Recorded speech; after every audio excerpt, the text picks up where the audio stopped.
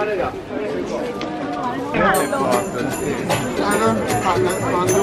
lì ho capito che è quello.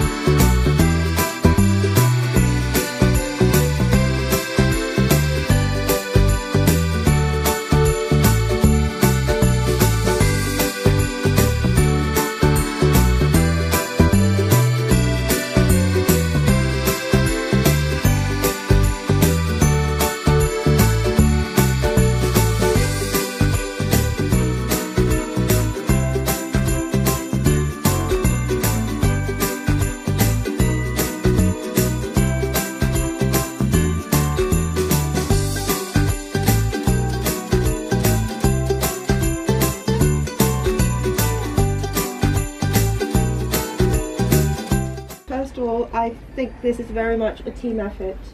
I've not done this on my own. I've had a team of people behind me. You've been there throughout the entire process of making a book, and it really feels like this is your book as much as it's mine. Thank you so much for showing up. And as I'm sure most of you will know, it's the first knitting book to be added to Gutenberg archives, which is pretty amazing. And what I ended up with were 3 different stories really, and I want to take you through a couple of the designs and tell you a bit about how we worked on them. This one here is knitted in Dye Ninja camel silk, and it was inspired by the Luttrell Psalter. You've already heard the story, Catherine, I do apologise, which is in the British Library. It's a beautiful, beautiful book. It's one of the few remaining medieval manuscripts that actually show peasant life.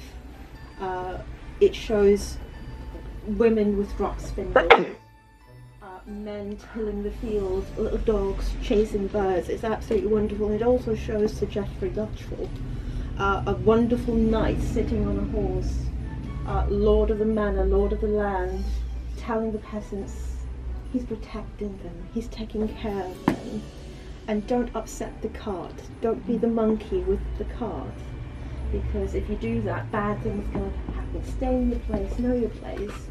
And I would say when I started working on this book, this is when things started happening in the world around us, and I became very aware that me as a woman and as an immigrant, I've been told to stay in my place. Don't upset the cart, don't have a voice, because if I do that, bad things are going to happen to me, and it's my fault and nobody else's.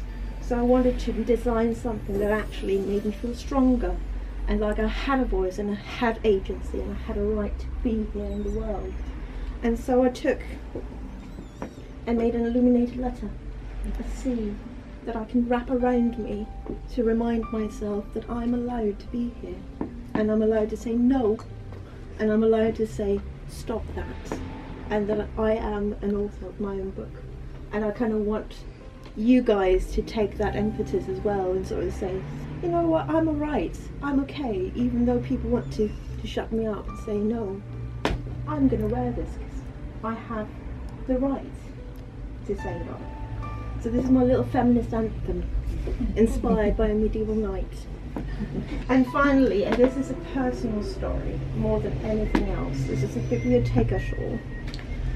I was born into a working class family in rural Denmark to a teenage mum, and not a lot of people gave me any chance to be anything in life.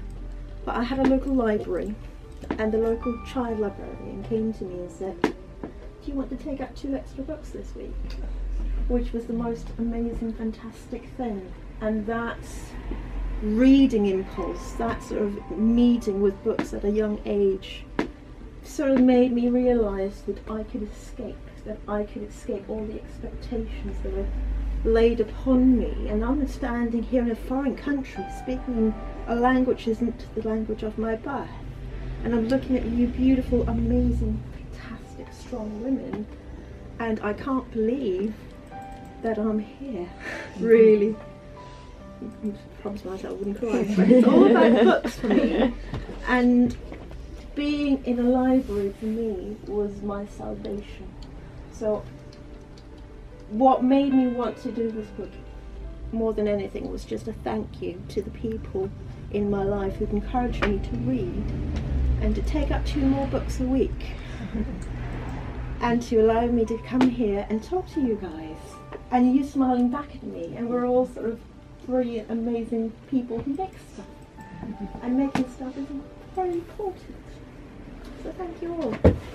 I also find myself rising up against all those men with important titles and important suits and with footnotes, and me having to sit there and going, but I'm writing a little book. And that's equally as valid. So yes, thank you so much for coming, and I made it through without crying. Yay!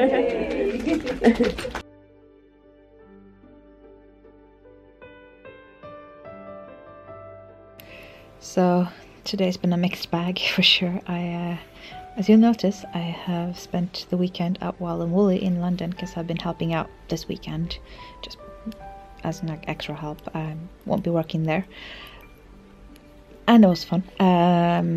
Kerry Westerman had a class in the morning, and then during the day she had a launch of her new book, This Thing of Paper, which has been crowdfunded, and it was very inspirational. I hope you like the clips I've included in this video.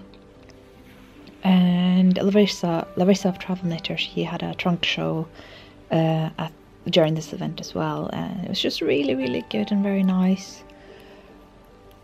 But, and I've kind of debated with myself whether to talk about here, because it's personal and it's not going to help you with your Christmas mood because it's sad.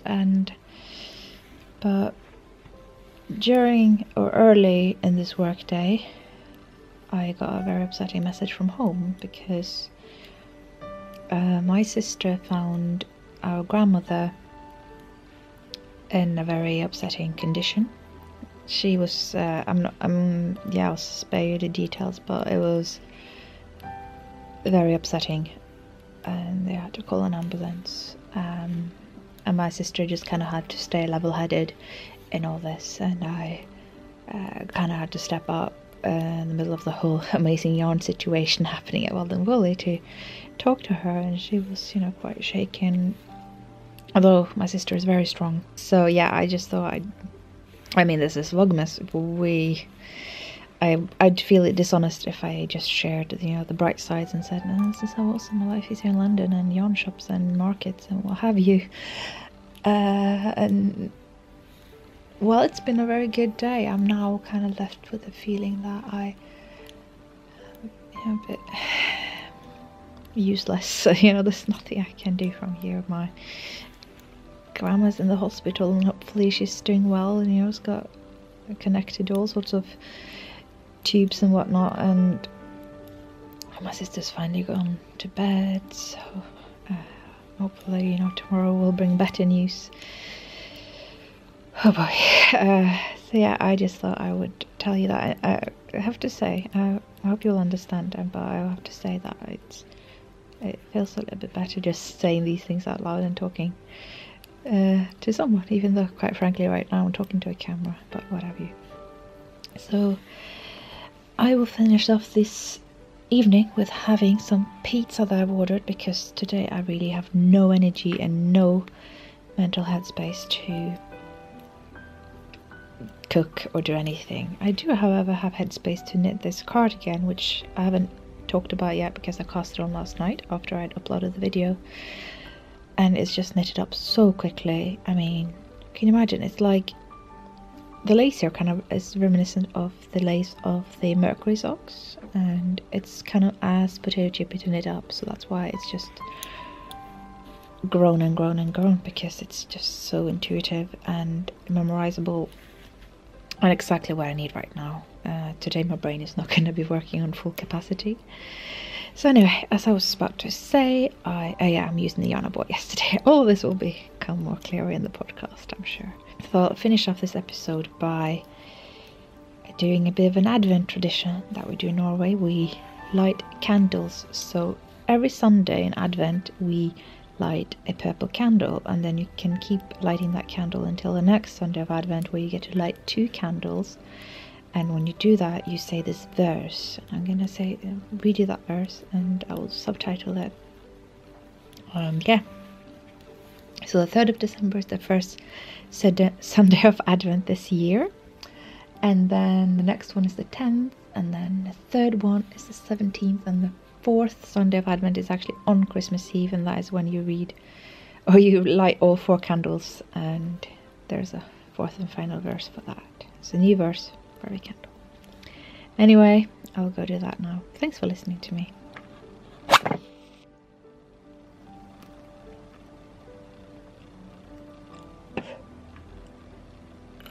Så tenner vi et lys I kveld. Vi tenner det for glede. Det står og skinner for seg selv, og oss som til stede. Så tenner vi et lys I kveld. Vi tenner det for glede.